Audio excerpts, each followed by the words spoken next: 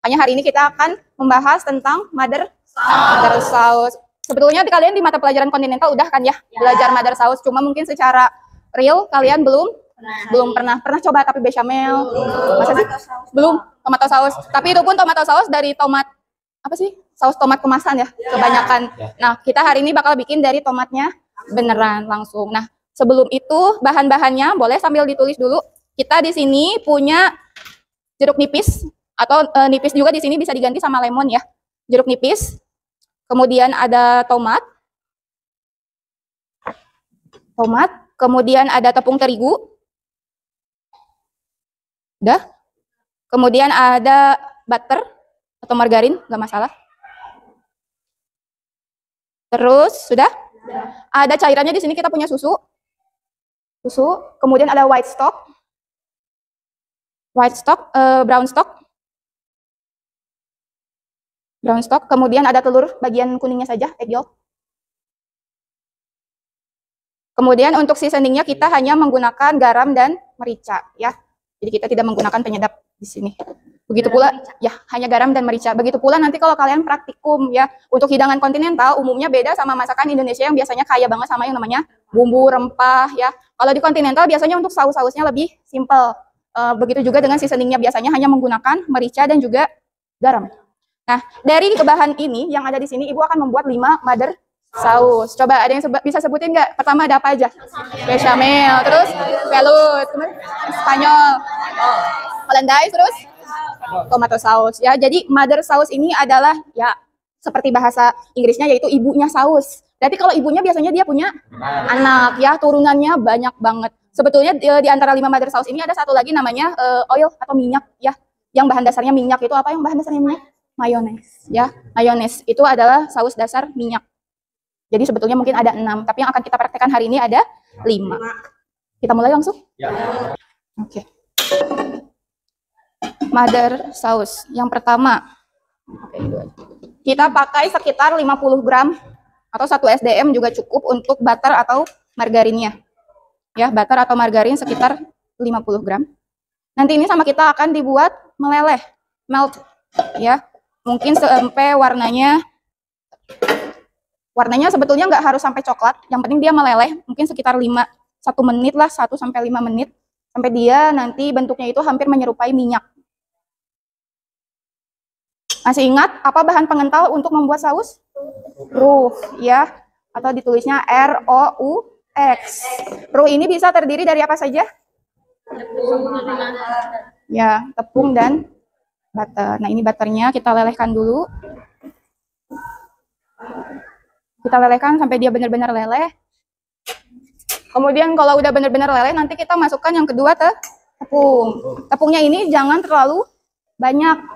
Karena kalau semakin banyak tepungnya, otomatis nanti cairan yang digunakan juga harus semakin banyak. Karena kalau enggak nanti dia mengental. Sedangkan tipikal saus yang kita butuhkan adalah kalau kita tarik ke atas, dia mengalir tanpa putus. Ya, jadi harus nyurulung gitu bahasa Sunda mah. Apa ya bahasa Inggrisnya nggak tahu. Harus nyurulung, harus mengalir tanpa terputus. Nah, ini kita masak. Kalau misalnya udah cair, kita masukkan tepung. Mungkin tadi kalau 1 SDM margarin, untuk tepungnya kita pakai 1 SDT. 1 sendok teh ya, kurang lebihin dikit. Nah, yang kita gunakan untuk membuat saus ini adalah white roux. White roux itu artinya berarti pengentalnya berwarna putih ya, karena nanti sausnya memang saus dasar putih. Nah, ini kita masak. Sepertinya bisa kita tambahkan lagi sedikit.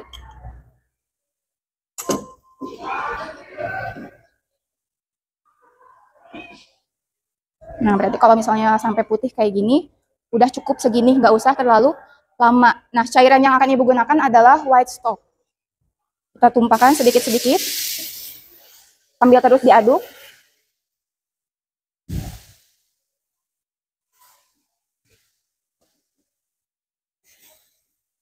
Ini harus terus diaduk, karena kalau misalnya nggak diaduk, nanti dia mengental atau kering. Ya, sambil kita lihat konsistensi cairannya. Jadi memang kalau untuk membuat saus, kadang tidak ada takaran khusus. Ya, jadi yang harus kita gunakan di sini adalah filling sebetulnya. Ya, nah ini cukup segini kurang lebih. Nanti kita masak sampai dia cukup mendidih atau simmering aja, apinya kecil. Kalau masak saus itu kita nggak bisa apinya besar-besar banget, nanti dia kering. Ya, nah ini mungkin tekstur saus yang kita perlukan. Ya, ini cukup segini. Kenapa, Bu? Ini nggak bisa lebih kental. Nanti kalau dia dingin, dia akan lebih kental lagi. Makanya pas ketika dalam kondisi panas, dia harus sedikit lebih cair. Ini cukup konsistensinya segini. Ya, ini untuk, berarti ini apa? Ada yang bisa sebutkan saus ini apa?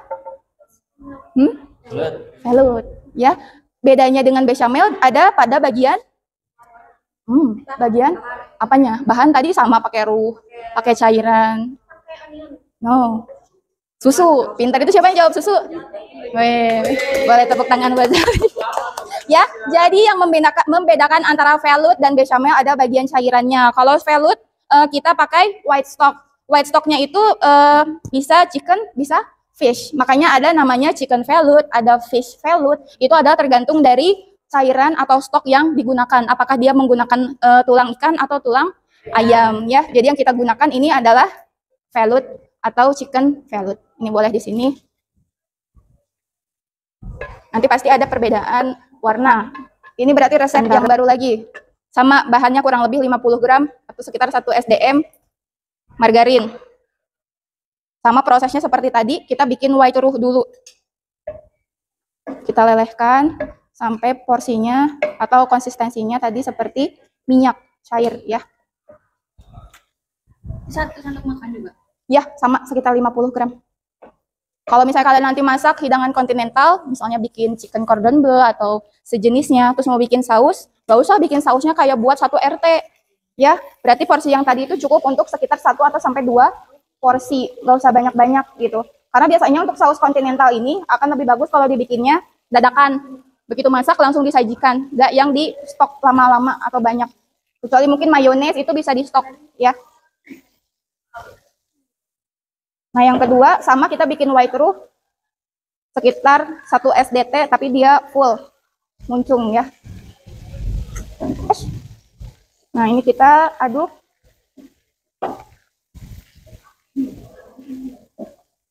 Mungkin ini juga jangan terburu-buru, makanya apinya harus kecil ya, karena kalau terburu-buru masukin cairan takutnya nanti bau tepung. Istilahnya tuh ya bau tepung. Nanti nggak terlalu enak ke ininya, ke sausnya. Nah, di sini kita masukkan susu sedikit demi sedikit sambil tetap diaduk. Nah, ini dicampur dulu.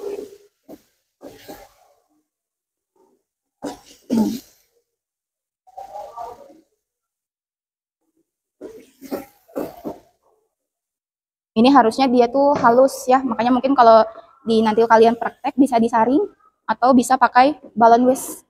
Nah tadi mungkin yang tadi kita nggak seasoningnya karena memang cuma garam aja dikit, ya garam dikit, kemudian merica bisa.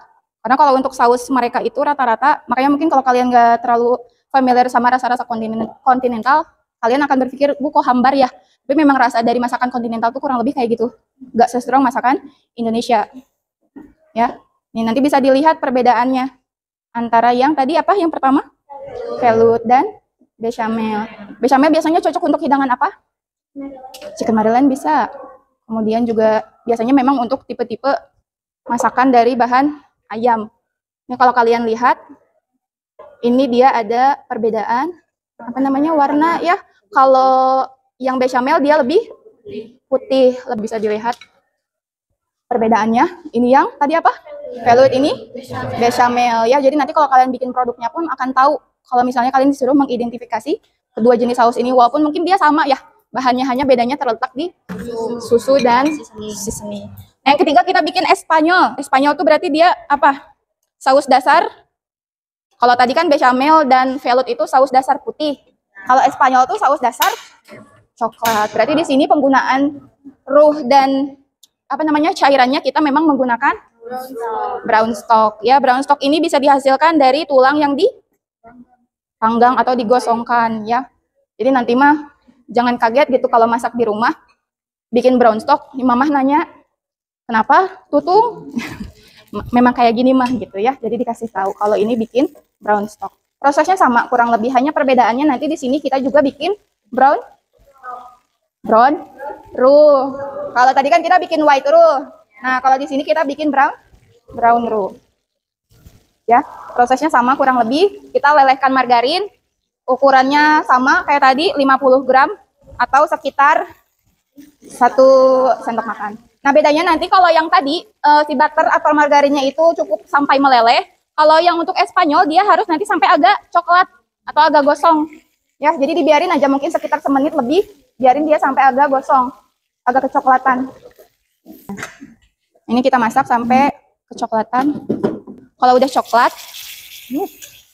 kita masukkan lagi tepung. Nah, ini masukin.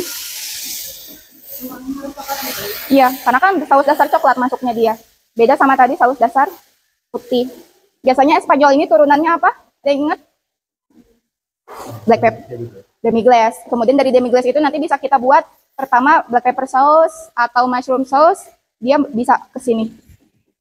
Ya. Nah, ini cukup. Kita simmer lagi sampai sedikit teredus atau sampai cairannya berkurang sedikit. Makanya nggak apa-apa kalau airnya atau white stocknya atau brown stocknya agak lebih banyak. Saya mau minta saringan boleh? Saringan yang padat itu. Nanti kalau udah agak dingin disaring. Oke, kita cukup untuk proses pembuatan dari saus-saus yang menggunakan ruh atau pengental dari tepung dan margarin. Ini kita saring dulu.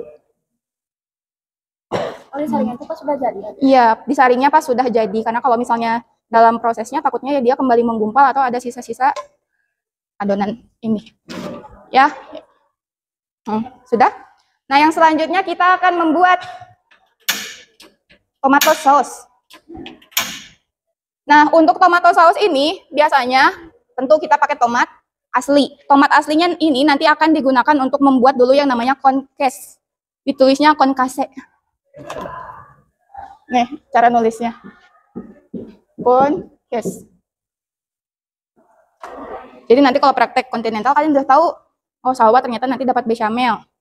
Terus Talita misalnya dapat tomato sauce. Nah, ini cara bikinnya. Nanti tomatnya dibikin sayatan. Fungsinya ada yang tahu kenapa harus disayat? Biar bisa dibuka kulitnya. Betul, biar bisa nanti setelah dia direbus, diangkat, nanti kita lebih mudah untuk mengupas kulitnya. Karena yang akan kita ambil biasanya hanya bagian dagingnya aja.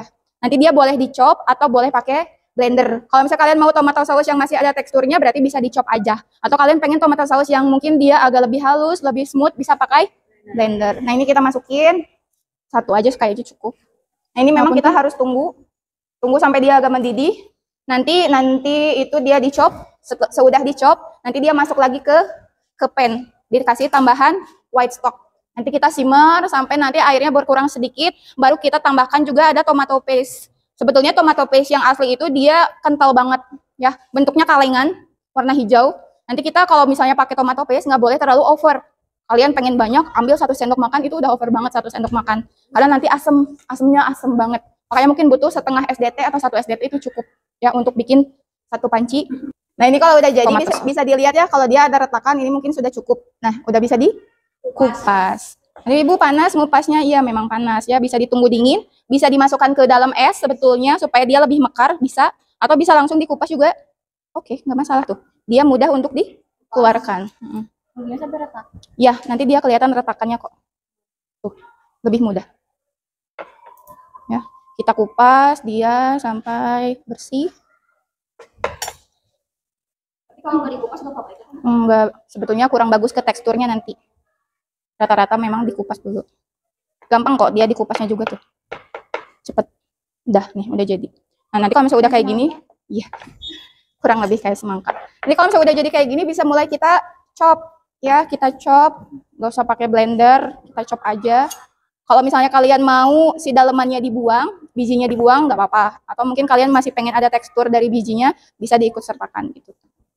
Nah, ini kita chop. Bijinya itu dari waktu dipotong? Iya, waktu dipotong. Nah, misalnya dibuang. Kalian pengen bijinya dibuang aja. Ya udah buang aja nggak apa-apa. Tapi biasanya kita rata-rata yang diambil itu memang bagian dagingnya. Nanti bisa mulai kita chop aja. Kalau ngechop itu enaknya memang pakai pisau yang besar. Kalau pisaunya kecil itu kurang. Udah aja, misalnya dia nggak usah terlalu halus. Maaf ya, ini udah. Jadi kalau teksturnya udah sekitar segini, udah aja cukup. Nah, kenapa di pembuatan tomato sauce ini dia tidak menggunakan ruh? Ada yang tahu nggak? Kandungan ya, ada kandungan apa di Masa pengental dari air? Pengental atau kandungan yang namanya biasanya kalau tidak salah pektin. Ya, tumbuhan atau buah itu dia mengandung pektin, di mana memang dia menjadi pengental alami. Makanya tidak dibutuhkan pengental dari tepung terigu, dari apa sih namanya? Dari maizena misal. Jadi nggak apa-apa nggak pakai pengental pun. Nanti dia akan mengental sendiri. Nanti penggunaan cairnya bisa menggunakan white stock. Mungkin sekitar 200 ml. Nanti ini sama kita disimmer, apinya kecil aja. Disimmer sampai teredus, atau teredus itu adalah dia apa namanya, kandungan airnya berkurang sedikit. Fungsinya apa? Harus teredus kayak gitu supaya nanti si tomatnya sari-sarinya keluar, jadi rasanya lebih enak. Kurang lebih 100 sampai 200 nggak apa-apa. Karena tadi biasanya untuk takaran saus atau hidangan kontinental itu jarang ada takaran khusus ya. Tapi kalau kalian misalnya jualan udah nemu resep dengan takaran yang bagus, ya itu harus dipatenkan supaya bisa ngitung yang namanya cost atau harga jual. Karena kan kalau jualan kita ngitung per bahan itu, per gramnya itu ada harga jualnya ya. Jadi kalau jualan biasanya harus dihitung gramasinya. Proses untuk masak menggunakan blender itu bisa saat konkesnya jadi atau setelah saus tomatnya jadi. Misalnya udah mateng nih, udah enak, tapi teksturnya kurang halus, bisa kalian blender lagi terus disaring. Kalau pengen teksturnya kayak saus-saus di kemasan. Nanti yang terakhir kita bikin apa yang terakhir? Hollandaise ya. Yang Hollandaise itu biasanya dia tricky banget. Ya cukup. Terima kasih. Nanti dia digunakan untuk melelehkan. Ini yang Hollandaise ya, sambil kita nunggu tomato. Hollandaise itu butternya harus dilelehkan. Tapi dia bukan kayak tadi yang dibikin pengental. Sekitar 100 gram atau 2 SDM atau sampai 3 SDM. Ini nanti dilelehkan. Hollandaise itu hampir mirip proses pembuatannya seperti bikin mayo. Ya, dia ada yang namanya proses emulsi atau pencampuran air dan minyak sampai nanti tercampur dengan rata. Kita tunggu sampai dia meleleh. Nah, ini tomato sausnya udah cukup. Dia kandungan airnya udah berkurang, bisa kita masukkan tomato paste.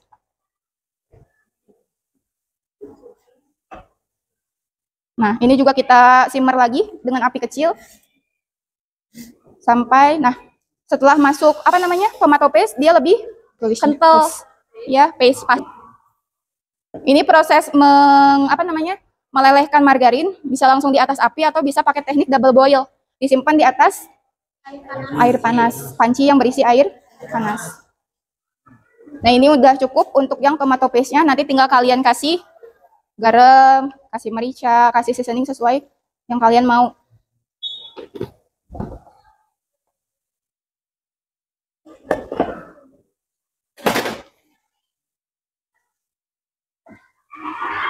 Kalau yang Hollandaise itu matangnya sama berapa?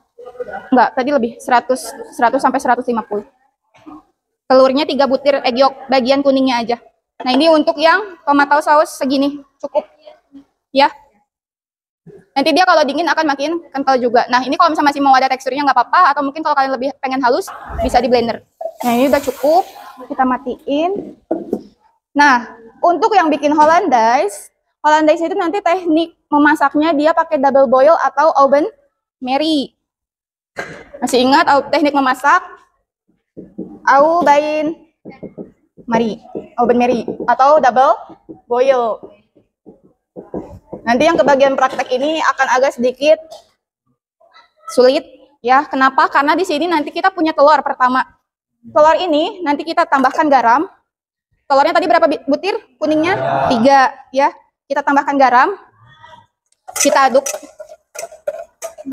Kita aduk sampai dia sedikit cair. Hati-hati ketika membuat Hollandaise sauce ini. Kenapa? Karena kita menggunakan air panas. Kenapa?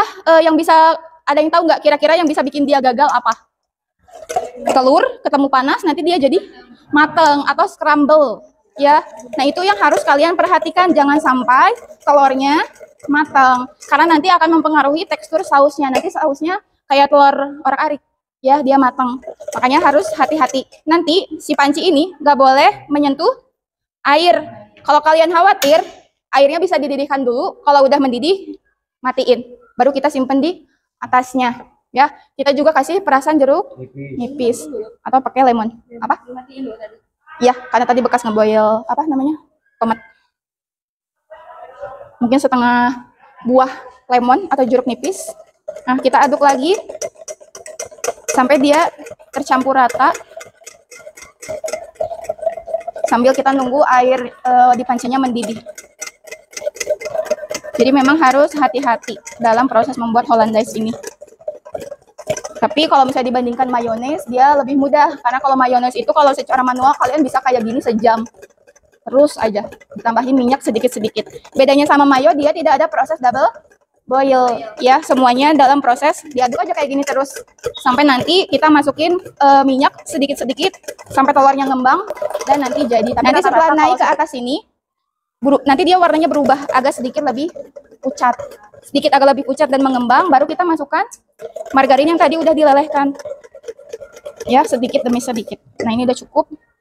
Panasnya juga jangan terlalu panas karena tadi takutnya telurnya matang. Sok boleh mendekat ke sini biar kalian bisa lihat.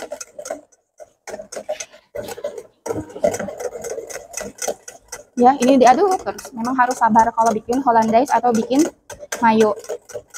Ya.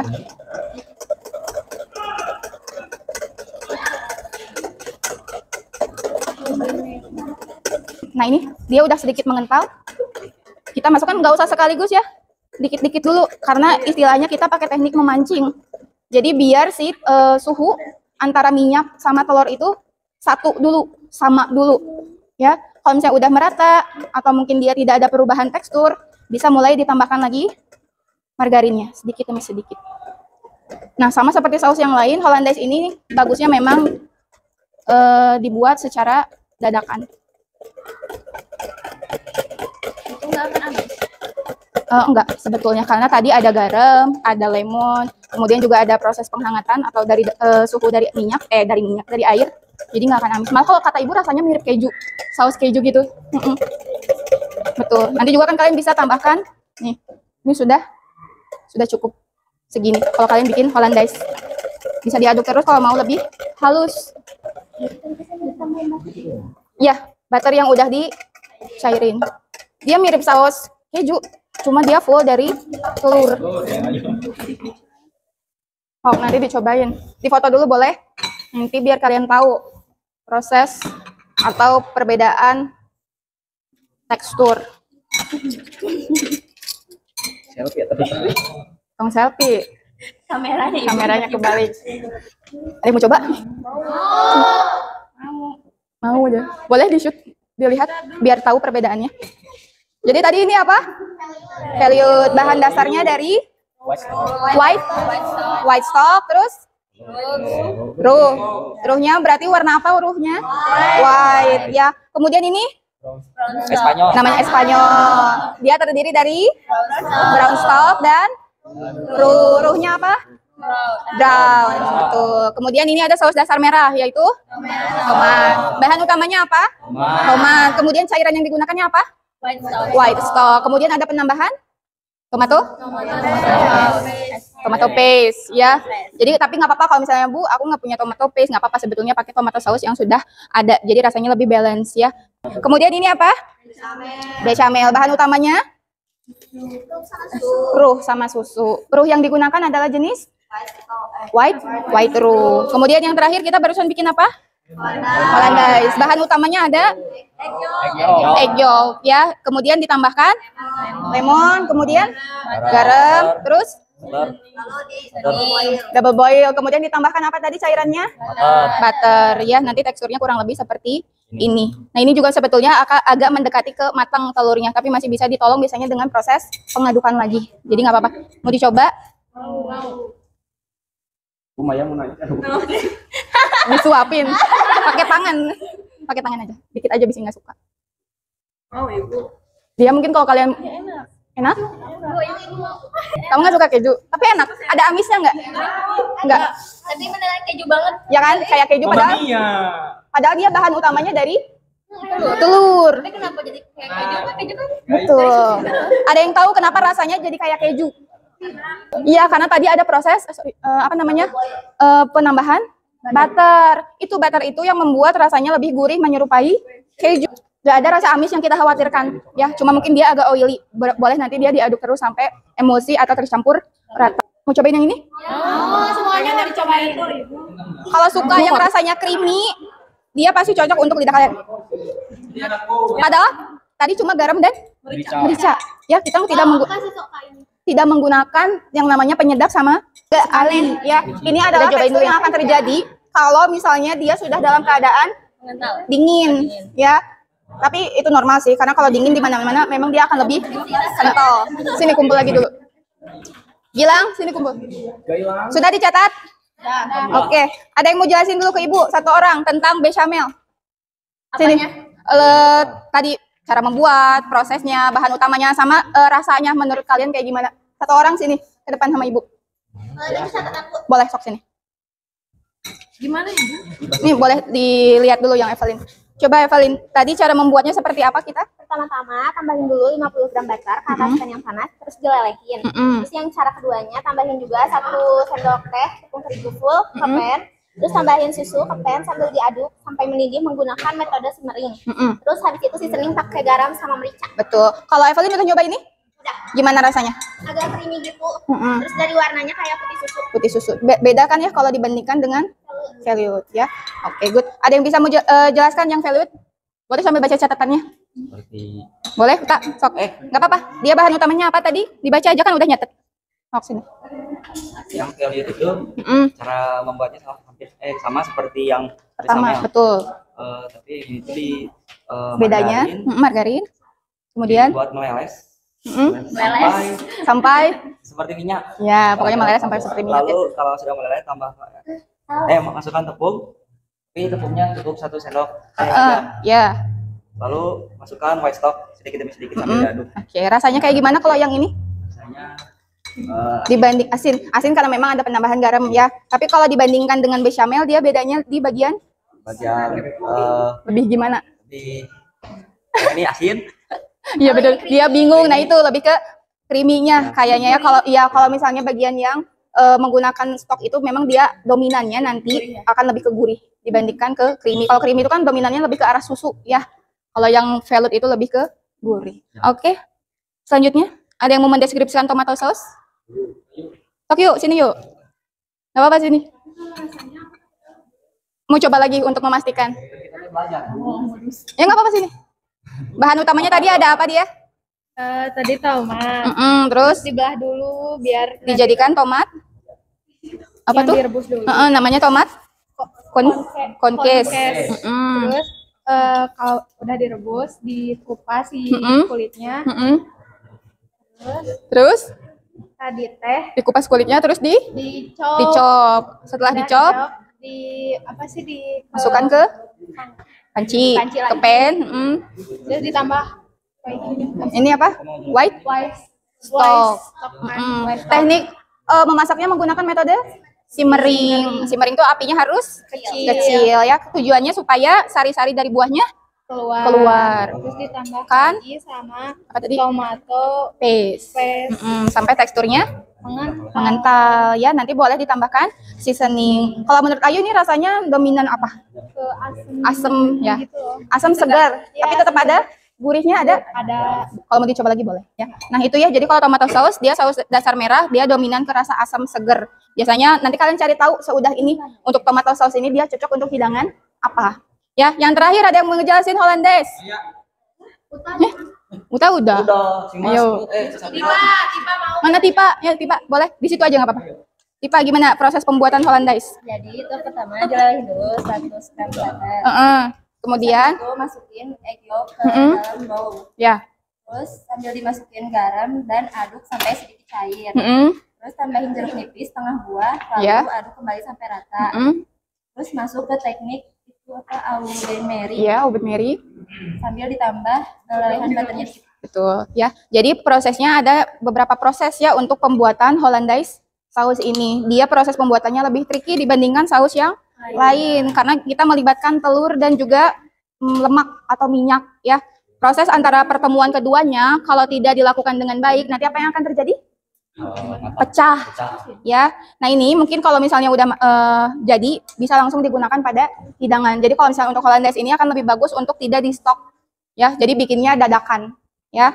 Oke, sudah semua? Nah, Lebih mudah dimengerti kalau dipraktekkan? Ya. Lebih mudah ya, karena kalian pertama ngelihat proses masaknya, tahu teksturnya, tahu bahan pembuatannya. Tugas ditulis. Minggu depan ketemu lagi, kita masih ngebahas tentang saus ini. Nanti kalian cari tahu dari kelima saus dasar ini turunannya minimal 3. Kemudian hidangan yang cocok untuk mother saus ini apa? Untuk mother sausnya aja ya, tidak perlu sampai turunannya. Jadi mother sausnya aja, misalnya bechamel untuk apa, velouté untuk apa. jadi hidangannya 1, terus keturunannya 3. Betul ya. Jadi minggu depan itu dibahas lagi, nanti dipresentasikan. Oke, berarti cukup untuk pembelajaran kita hari ini. Cukup. Ada yang mau ditanyain dulu nggak? Tidak, sudah cukup. Ya udah, bikin kesimpulan hari ini. Apa aja yang kita bikin hari ini?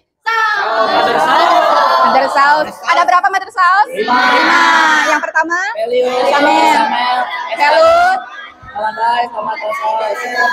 dan Espanyol ya. Itu adalah saus dasar hidangan kontinental. Terima kasih untuk kegiatan hari ini. Semoga pembelajarannya bermanfaat. Bisa kalian praktikkan nanti minggu depan pas praktik, nggak lupa lagi. Ya, oke.